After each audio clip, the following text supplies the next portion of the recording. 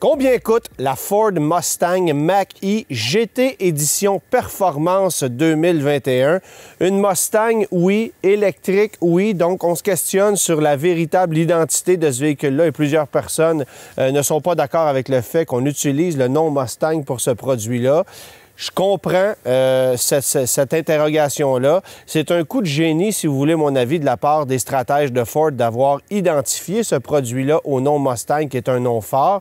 Est-ce qu'on aurait pu uniquement utiliser le nom Mach-E? Moi, je pense que oui, mais il en demeure pas moins que le nom Mustang est très fort et pour cette seule raison-là, il est certain que le Mustang Mach-E connaît beaucoup de succès parce qu'on lui donne une identité qui est un peu plus forte que la moyenne des autres véhicules électriques dans ce segment-là. Pensez au Volkswagen ID4, pensez même au Tesla Model Y, alors qu'ici, bien, on joue la carte de l'héritage un peu. Mais là, s'arrête l'identité Mustang parce que, en vérité, ça n'a rien d'une Mustang.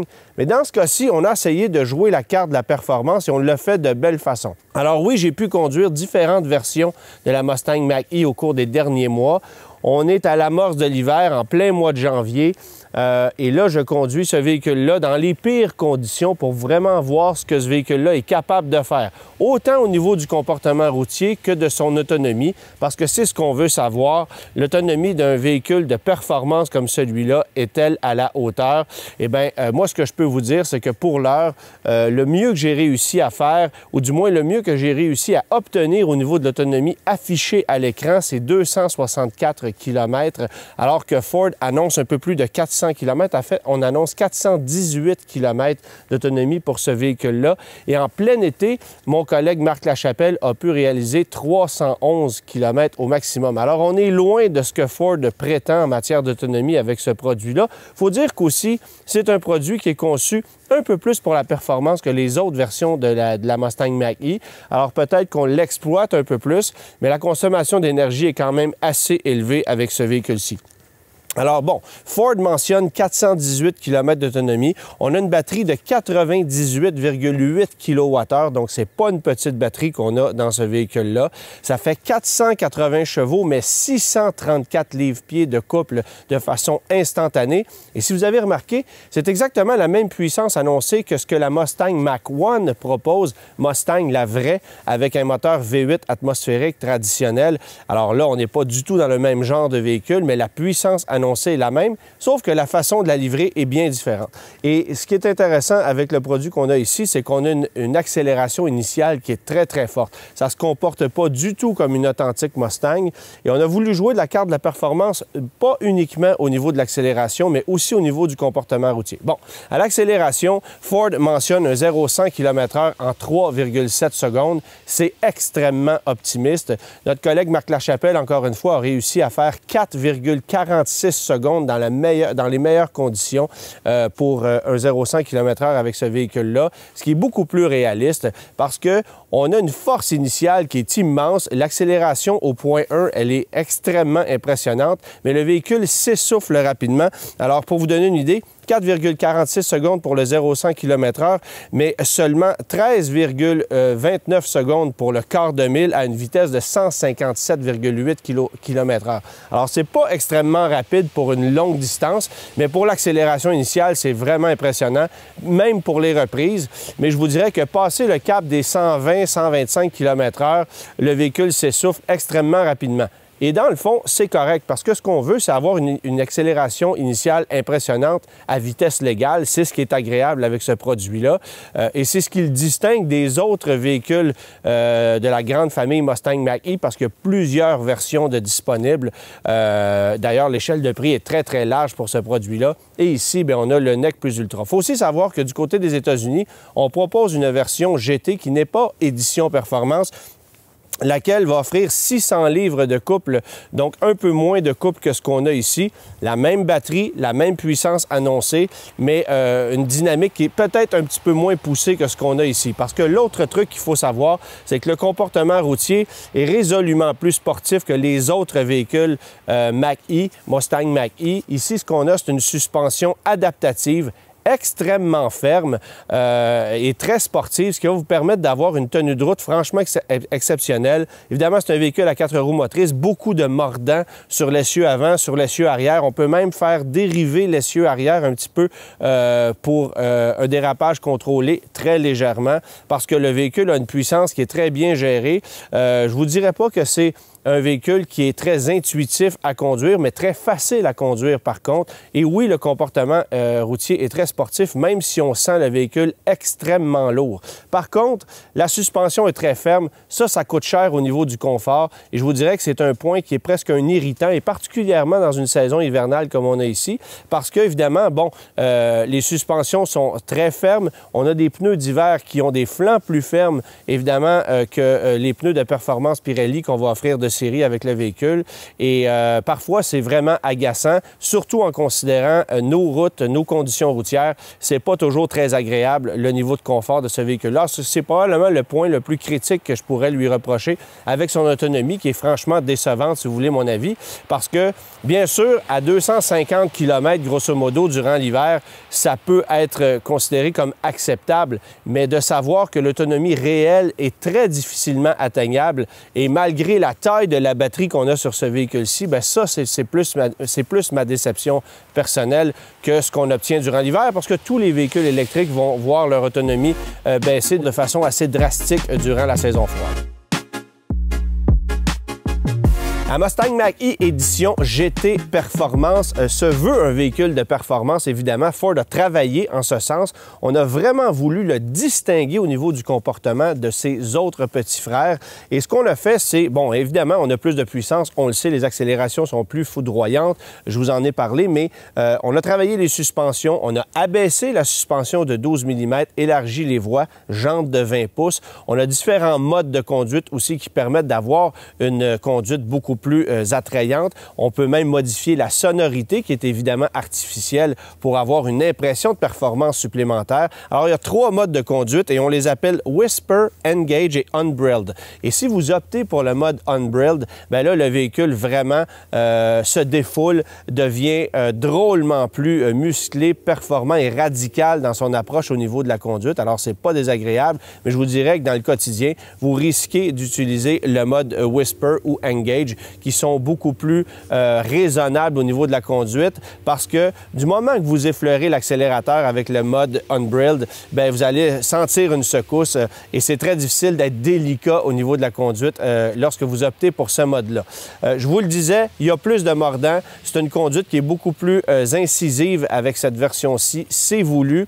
C'est coûteux au niveau du confort, comme je vous le mentionnais aussi. Et ce qu'il faut savoir, c'est que l'autonomie baisse parce qu'on a un niveau de performance qui est supérieur, parce qu'il y a d'autres versions de la Mustang Mach-E qui obtiennent cette batterie-là avec laquelle vous aurez une autonomie supérieure. Si vous optez pour une version premium, par exemple, à 4 roues motrices, bien là, vous serez capable de dépasser très facilement les 400 km d'autonomie, ce qui n'est pas nécessairement le cas avec ça, bien qu'on le mentionne autrement. Par contre, ce qu'il faut savoir, c'est que Ford utilise que 88 kWh sur 98,8 kWh de batterie qui sont disponibles dans ce cas-ci. On modifiera la gestion électronique de l'utilisation des batteries pour 2022 à une utilisation qui passera à 91 kWh. Alors, est-ce que l'autonomie s'en verra améliorée légèrement? Fort probable que oui, mais encore une fois, vous n'achetez pas ce véhicule-là pour effectuer, par exemple, des Montréal-Québec très souvent parce que durant la saison froide, bien, vous ne le ferez pas, c'est pas compliqué. Pas besoin de vous dire que lorsque vous êtes sur l'autoroute, l'autonomie baisse plus rapidement que lorsque vous êtes en milieu urbain et que vous êtes capable de régénérer au niveau des batteries. Alors ça, c'est un point qu'il faut savoir. Maintenant, si je compare ce véhicule-là avec ce qui existe d'autres VUS sur le marché en ce moment électrique, bien, je peux vous dire qu'on a quand même un plaisir au volant qui est supérieur à la moyenne, mais un confort qui est inférieur à la moyenne. Alors tout dépend de ce que vous voulez. On peut l'identifier aussi à l'extérieur par plusieurs éléments qui sont distinctifs. Jupe de bas de caisse, bon, les jantes, comme je le disais, on a intégré une fausse grille de calandre noire sur ce véhicule-là. Évidemment, on a remplacé aussi l'emblème du cheval Mustang à l'arrière par l'emblème GT ou l'écusson GT. Alors, quelques petites fioritures comme ça. Et ce que vous voyez ici, c'est une peinture jaune qui est exclusive à ce véhicule-là, qui est une option de 800 $. Alors, est-ce qu'on la reconduira pour 2022? À suivre probablement, mais c'est ce qui identifie ou ce qui se permet de distinguer la version GT des autres Mustang Mach-E, parce qu'évidemment, bon, on veut avoir à ce prix-là, et j'y reviendrai, un look peut-être un peu plus distinctif, quoique les éléments distinctifs sont assez discrets pour un véhicule qui est radicalement plus performant que les autres véhicules de la famille Mach-E.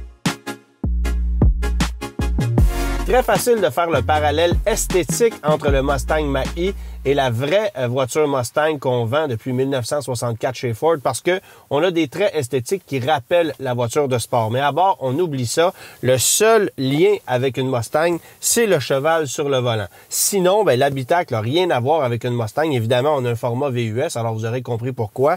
Mais au niveau du design de la planche de bord, bon, bien que ce soit symétrique comme dans une Mustang, il n'y a rien qui rappelle une Mustang, parce que ce qu'on a essentiellement, ce sont deux écrans. Ce petit écran qui se trouve devant le conducteur, lequel va vous donner l'autonomie restante, la charge de la batterie, la vitesse et quelques autres informations de base. Et ce gros écran central tactile de 15,5 pouces, extrêmement efficace, beaucoup plus efficace qu'esthétique, si vous voulez mon avis, parce que on a planté ça là comme si on savait pas trop où l'installer. Alors, du côté de l'aménagement, c'est pas ce que je trouve de plus joli, mais du côté de la fonctionnalité et de l'ergonomie, ça c'est bien. Parce que toutes les informations sont là, très faciles à consulter. Apple CarPlay, Android Auto, c'est inclus, sans fil. C'est très efficace. La définition graphique de l'écran est très bonne et vous pouvez avoir votre consommation énergétique très bien illustrée. Vous le voyez présentement, donc un véhicule qui a consommé sur un peu plus de 6700 km, 28 kWh par 100 km au niveau de l'énergie. Alors, c'est un véhicule qui consomme, on le sait, parce que c'est performant, parce que c'est lourd également. Bref, au niveau ergonomie, c'est très bien. J'aime aussi la visibilité. Ça, on a réussi quelque chose de bien. Sauf peut-être au niveau de la lunette arrière, quand elle se souille, l'essuie-glace arrière, il est là, mais il ne couvre qu'une petite partie de la lunette. Alors ça, c'est peut-être un point que j'améliorerais. Et sinon, c'est un habitacle qui est peut-être un peu sombre, mais dans ce cas-ci, on a opté pour l'option du toit panoramique. Alors, ça éclaircit ou ça amène un peu de lumière dans l'habitacle. Alors ça, j'aime bien. Et sinon, c'est un habitacle qui ressemble beaucoup à celui des autres Mustang Mach-E. On a modifié quelques éléments esthétiques. La garniture qu'on retrouve ici sous les buses de ventilation, la suédine avec les surpiqûres et surtout et principalement, en fait, les sièges qui sont plus sport ou qui offrent plus de maintien que dans les autres versions de la Mustang Mach-E, parce que c'est une version de performance. Mais là, s'arrêtent les distinctions. Ergonomie générale très bien pensée. Ah, aussi, on a la petite emblème ici qui est gravée dans le cuir de l'accoudoir GT, mais franchement, il n'y a pas beaucoup de fioritures qui nous rappellent qu'on est dans un véhicule de performance et encore moins dans un véhicule qui coûte aussi cher que le Ford Mustang Mach-E GT Édition Performance.